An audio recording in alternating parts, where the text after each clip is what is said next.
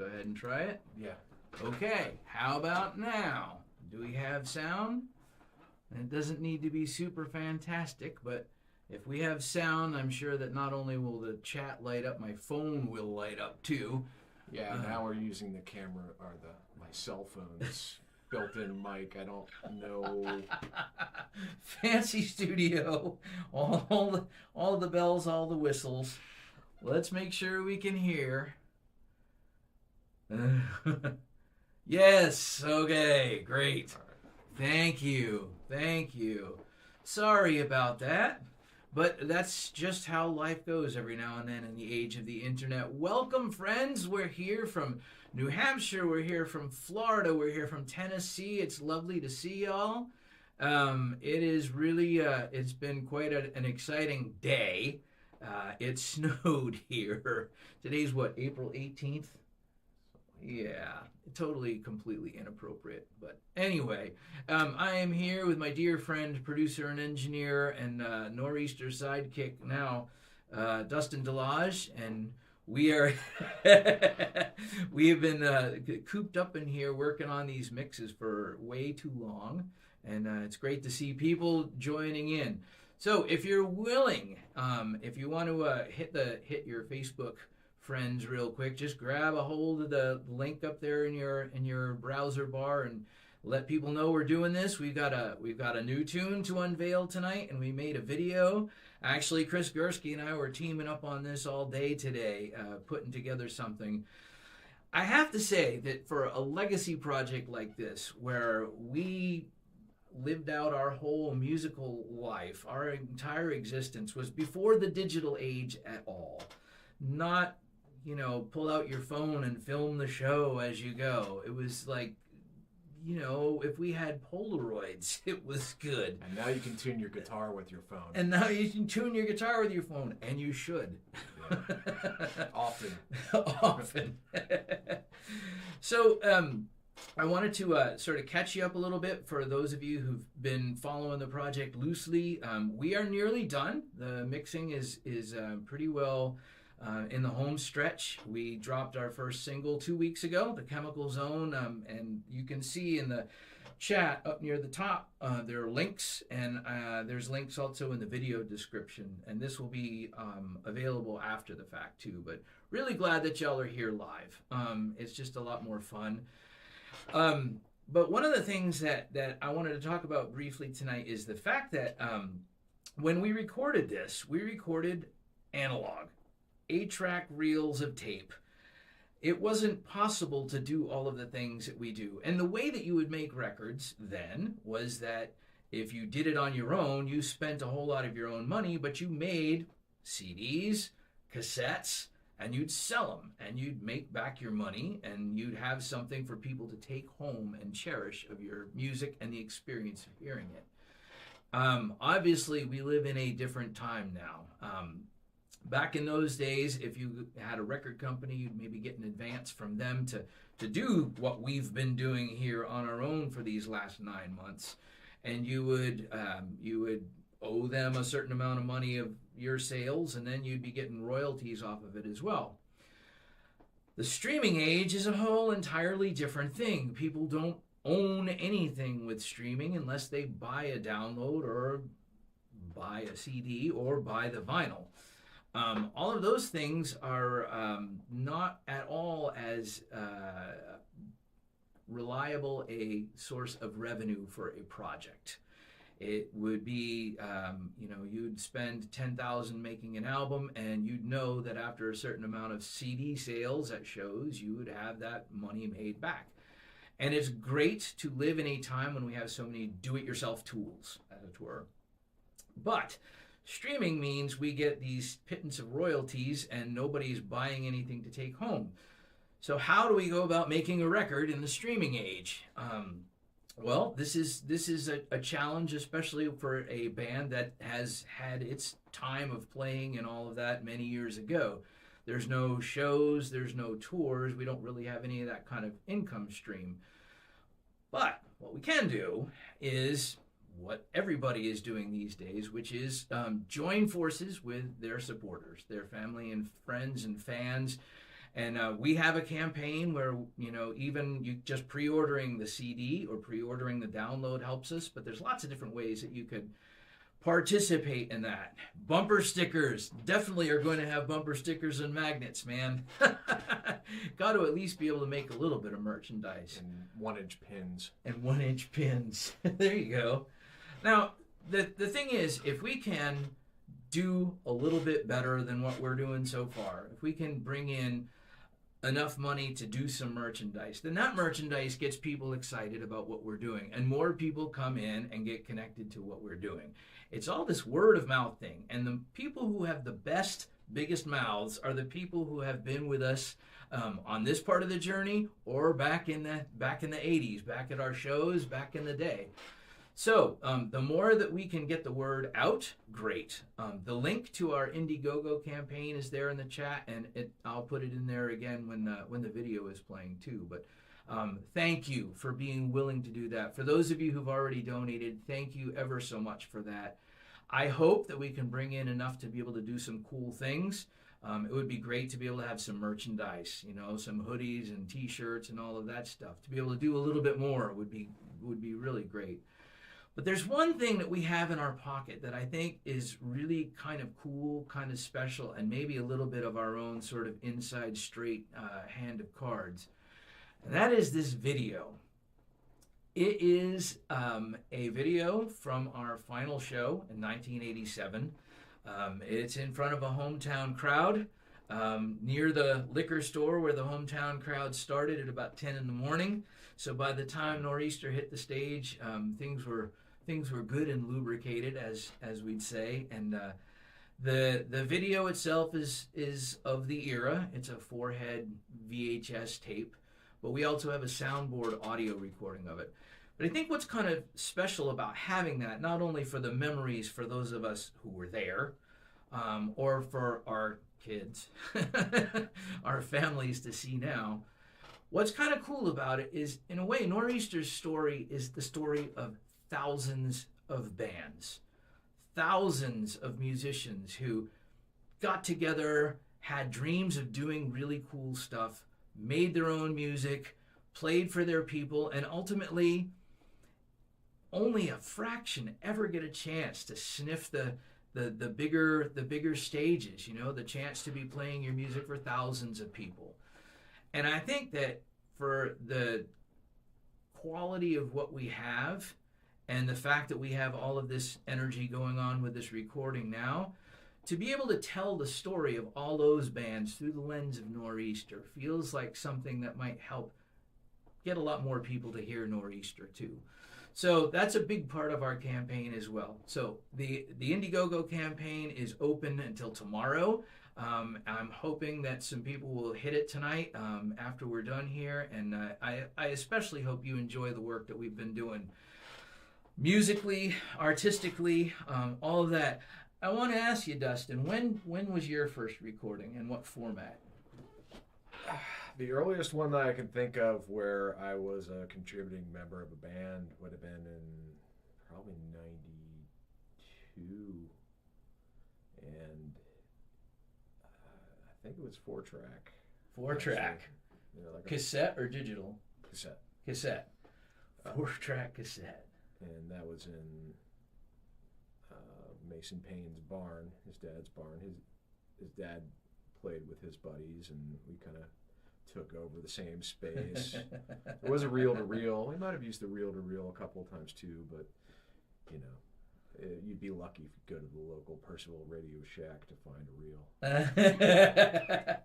And if I'm not mistaken, you would have recorded your drums on your own separate mono track, right? Or would you have recorded the whole band? Drums and bass would have been on together, one track together, and leaving room for vocals, and then a guitar, and then randomness. Now, we've talked last time about the challenges of the Nor'easter recording, is the fact that the drums are on a single mono track.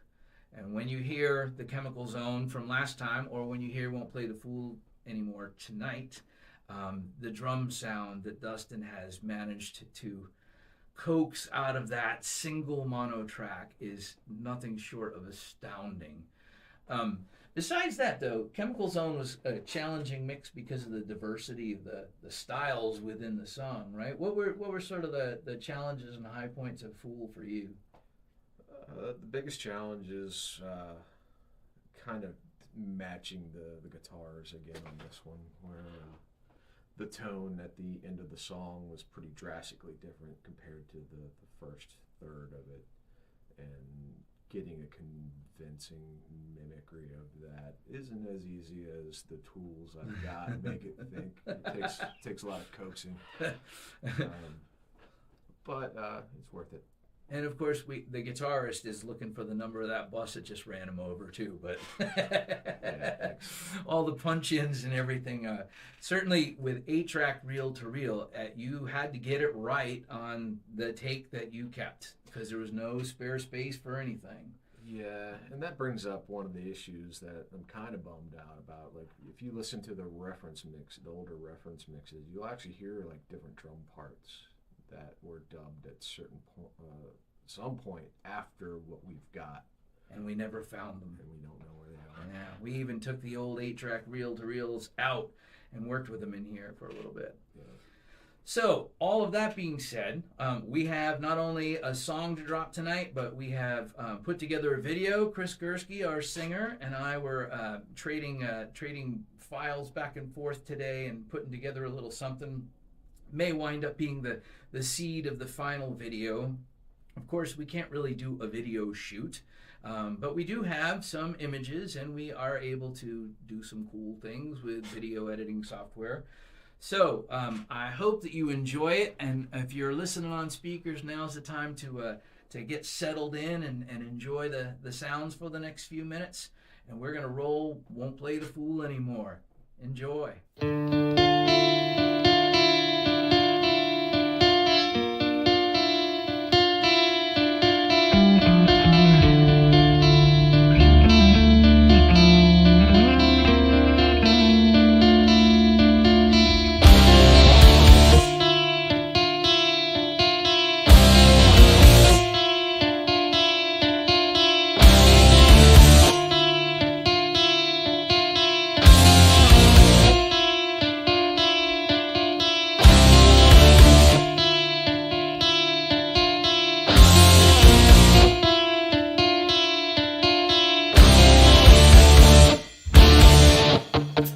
Said you wanted to be mine, be with me all the time, while you were out running round.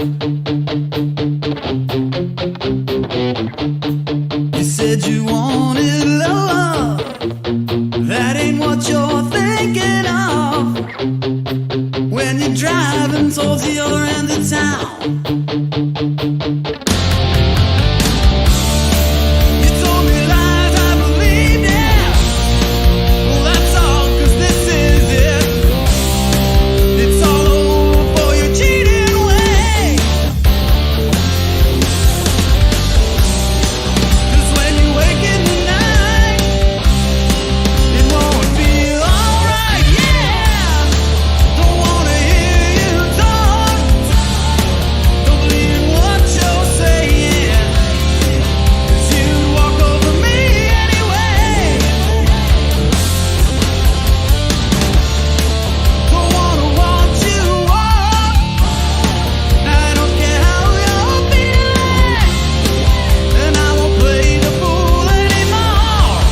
Said I was your man. Look me in the eye and held my hand, while you made such a fool out of me.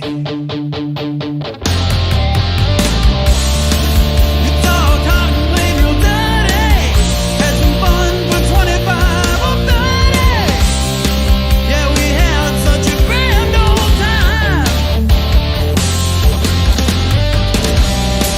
But when the talking's done, you got nowhere to run, yeah. Don't wanna hear you talk, don't believe it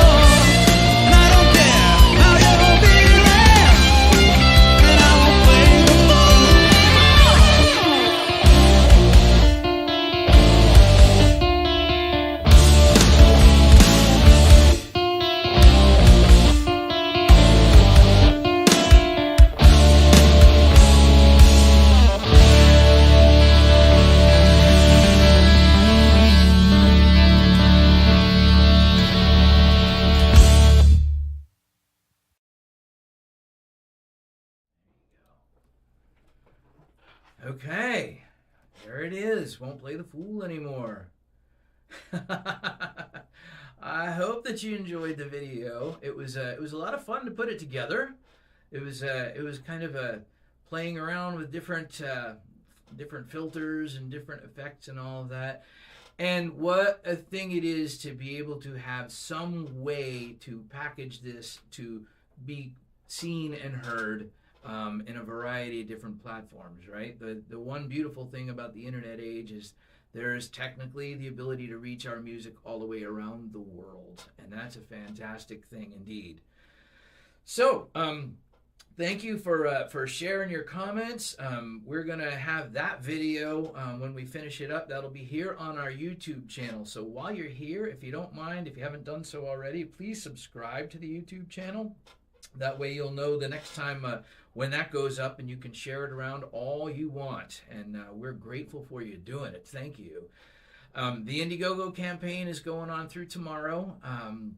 And thank you for checking that out. It has been a labor of love and a labor of resources, and we've definitely we've been spending them all in here. Our time and our energy is all gone in here, and it would be great to have some help getting it out to the world. So thank you for that. Some ideas from the Peanut Gallery on Yes. how to insert the Nor'easter legacy into the consciousness of the world would be helpful. I've thought about forums and stuff, but some things that might be obvious to you wouldn't be obvious to us. So. Yeah. We will have, we've got a Spotify page, an Apple Music page. Of course, our web stores at Bandcamp.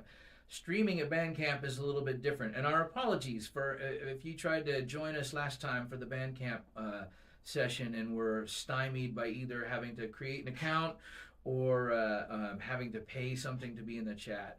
That was not in the cards. So that's why we're here on our YouTube channel tonight, because it's free and there's not much between you and us. So we'll be sharing those links, and by all means share your ideas about how we can get this music around. That's we've been in the forest staring at the bark of the tree for quite a long time.